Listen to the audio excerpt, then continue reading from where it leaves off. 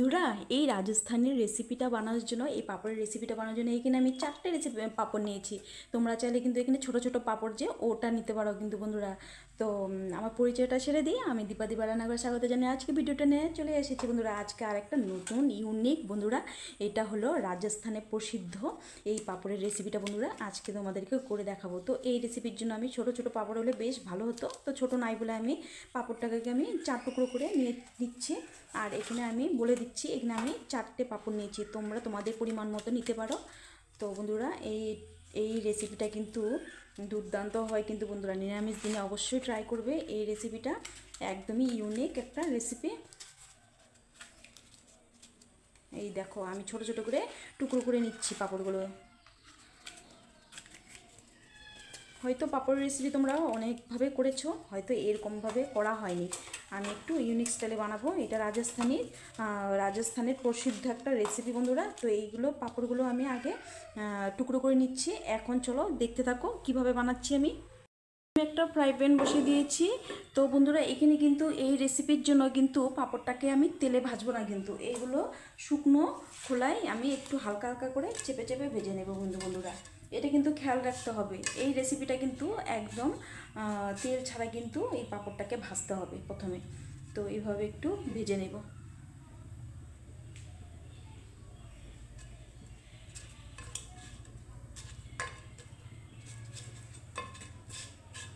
তো এই রান্নাটা কিন্তু যে কোনো মানে রুটি বলো, পরোটা বলো, পুরি বলো, বা গরম ভাতের সাথে একদম সব কিছুর সাথে কিন্তু ভালো লাগে কিন্তু খেতে বন্ধুরা। তো এইখানে এভাবে, যারা হয়তো রাজস্থানে গিয়েছো তারা কিন্তু অবশ্যই কিন্তু জানো, যারা জানোনি তারা অবশ্যই জেনে নাও আমার রেসিপিটাতে। তো এইভাবে কিন্তু শুকনো করে আমি পাঁপড়টাকে ভেজে নিচ্ছি। দেখো, পাঁপড়গুলো কিন্তু এখানে দেখো মোটামুটি ভাজা হচ্ছে, কিন্তু একটু হালকা লাল করে আমি ভেজে নিচ্ছি।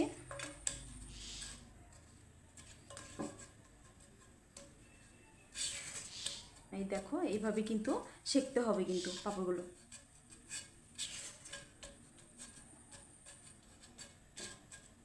দেখো, এটা কিন্তু ভাজা হয়ে গেছে, এটাকে আমি তুলে নিচ্ছি। দেখো কত সুন্দর হয়েছে, হালকা লাল লাল করে ভেজে নিয়েছি। তো একইভাবে সবগুলো সেঁকে নেব এভাবে।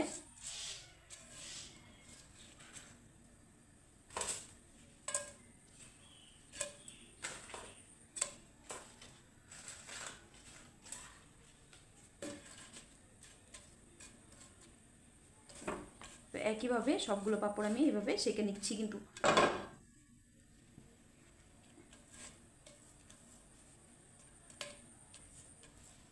এখানে আমার সবগুলো পাঁপড় ভাজা হয়ে গেছে, আমি সবগুলো তুলে নিচ্ছি।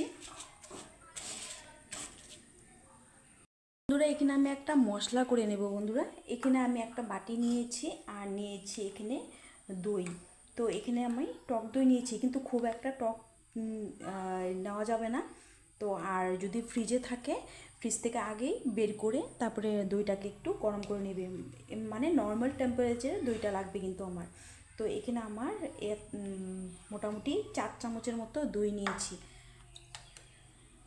এখানে গুঁড়ো মশলা, এখানে দিয়ে দিব পরিমাণ মতো নুন, কালারের জন্য হলুদ, ও 1 চামচ জিরার গুঁড়ো, 1 চামচ ধনিয়ার গুঁড়ো, তার জন্য 1টা চামচ কাশ্মীরি লঙ্কার গুঁড়ো। তাকে আমি সবগুলো মিক্স করে নেব, আমি দইয়ের সাথে মিক্স করে নেব সুন্দর করে।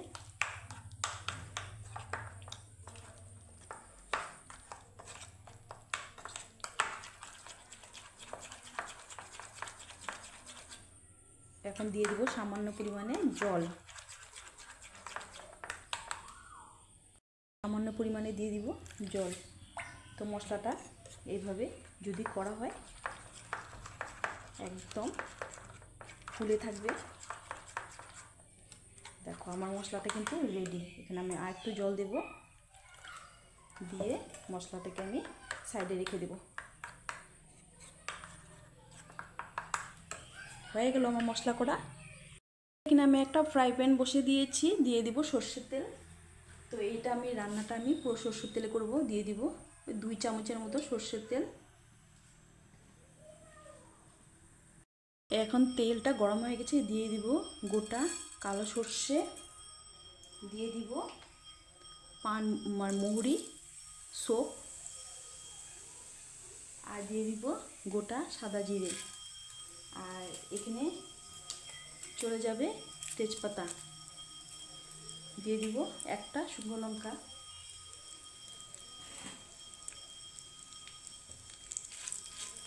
তো ফোড়নটা আমি একটু হালকা করে ভেজে নিচ্ছি। এই পর্যায়ে আমি দিয়ে দিব গ্রেট করে রাখা আদা, কুচনো লঙ্কা। এখানে আমি একটু আদাটাকে ভেজে নেব কাঁচা গন্ধ চলে যাওয়া অবধি।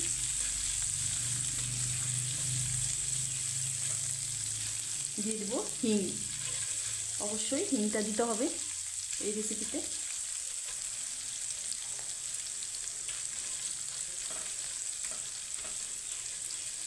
তো ভাজা মোটামুটি হয়ে গেছে। দেব একটা টমেটো পেস্ট,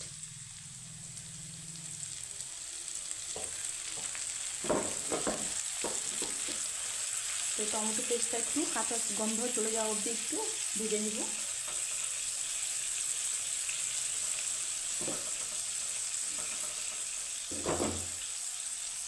এখানে টমেটো কাঁচা গন্ধ চলে গেছে। এখন আমি দিয়ে দিব আগের থেকে করে রাখা আমার মশলাটা।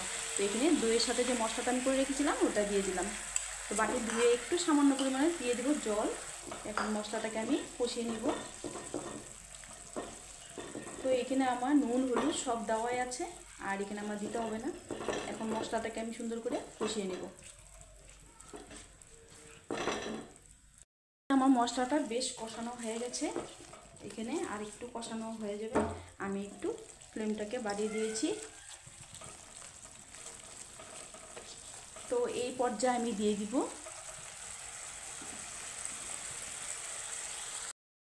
দিব কসুরি মেথি একটু হাতে ঘষে।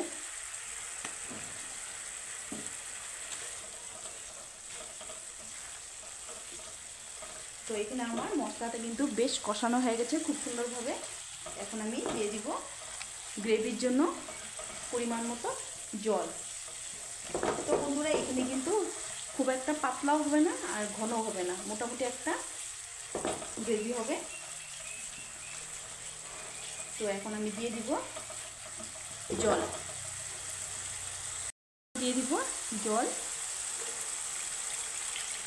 তো এখানে জলটা আমি উষ্ণ গরম জল দিয়েছি। তো এখন আমি ঝোলটাকে ফুটিয়ে নিব।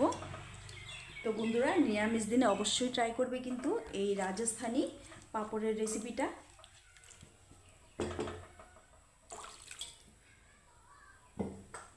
তো এখন আমি ঝোলটাকে ফুটিয়ে নিব। এখানে আমি পাঁপড়টাকে দিয়েছি, ঝোলটাকে ফুটিয়ে নিয়েছি। এখন পাঁপড়ের সাথে আমি আরও 5 মিনিট ফুটিয়ে নিব।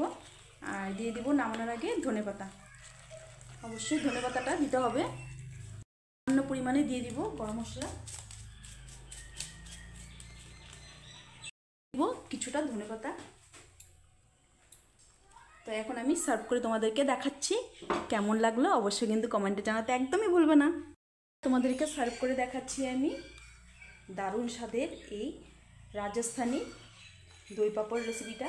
কেমন লাগলো অবশ্যই কিন্তু আমার কমেন্টে জানাতে কিন্তু একদমই ভুলবে না। আর ভালো লাগলে প্লিজ আত্মীয় স্বজন বন্ধুবান্ধবকে শেয়ার করে দিবে বন্ধুরা। দেখো একদম দুর্দান্ত হয়েছে কিন্তু।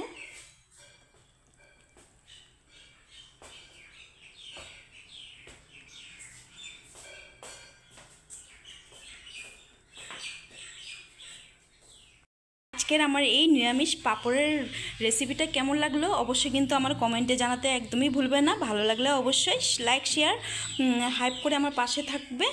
তো বন্ধুরা আজকের জন্য ভিডিওটা আমি এখানেই শেষ করব। দেখা হবে নেক্সট ভিডিওতে। ভালো থেকো, সুস্থ থেকো, টাটা।